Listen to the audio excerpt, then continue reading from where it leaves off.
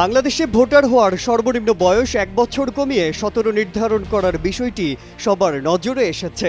এ নিয়ে তুমুল আলোচনা চলছে সংশ্লিষ্ট মহলে।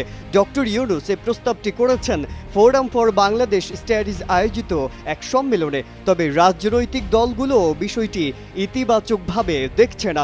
রাজনৈতিক অংশীজনদের ভাবিয়ে তুলেছে ভোটারের বয়স 17 এবং এমপি হওয়া যাবে 21 বছর বয়সে। এটি আদৌ কার্যকর হবে কিনা তা নিয়েও প্রশ্ন রয়েছে। যদি কার্যকর হয় তাহলে তরুণ ভোটারের সংখ্যা বাড়বে। এতে করে ভোটারদের সর্বনিম্ন বয়স 17 করা হলে আগামী নির্বাচনে প্রায় 32 লাখ ভোটার বাড়ার সম্ভাবনা রয়েছে। যদি এমনটি হয় তাহলে কারা বেশি লাভবান হবেন, কাদের ক্ষতি হতে পারে?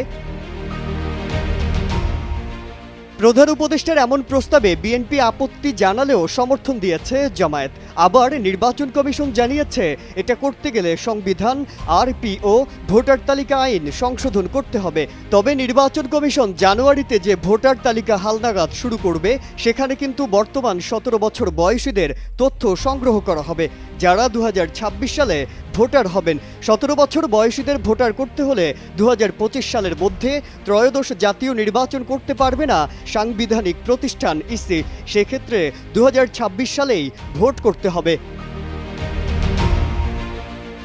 Double million offer Walton fridge কিনে পেতে পারেন 20 লক্ষ টাকা, রয়েছে কোটি কোটি টাকার নিশ্চিত উপহার। ছাত্রদের নেতৃত্বে গণ অভ্যুত্থান হওয়ায় নতুন ভোটার এবং 17 বছর বয়সীদেরও ভোট দানের সুযোগ দিলে তাদের কত সংখ্যক দেশের বিদ্যমান বড় রাজনৈতিক দলগুলোকে ভোট দেবে, এমন একটি হিসাব নিকাশ থাকা স্বাভাবিক।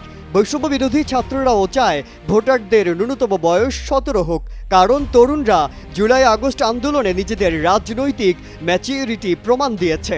গেল 16 বছরে বিদ্যমান রাজনৈতিক দলগুলো ফ্যাসিস্ট ব্যবস্থার বিরুদ্ধে সেভাবে লড়তে পারেনি। তরুণ ছাত্ররাই ফ্যাসিস্ট শাসকের পতন ঘটিয়েছে। ভোটারের সর্বনিম্ন বয়স 17 করা হলে রাষ্ট্রীয় কর্মকাণ্ডে তরুণরা অংশগ্রহণ করার সুযোগ পাবে।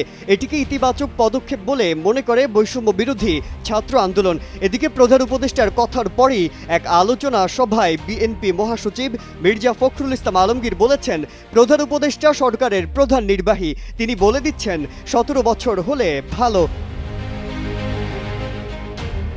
যদি 1 বছর কমাতে চান তাহলে সেটি নির্বাচন কমিশন প্রস্তাব করুক। প্রধান উপদেষ্টা যখন বলে দেন তখন চাপ তৈরি হয় নির্বাচন কমিশনের জন্য। তার মতে ভোটার হওয়ার বয়স 17 নাকি 18 হবে তা নির্ধারণের কাজ নির্বাচন কমিশনের। ভোটার হওয়ার বয়স 17 করার পক্ষে জামায়াত। দলটির আমির শফিকুর রহমান অন্তর্বর্তীকালীন সরকারের প্রতি এই দাবি জানিয়েছেন। মাজহারুল আলম, কালের কণ্ঠ।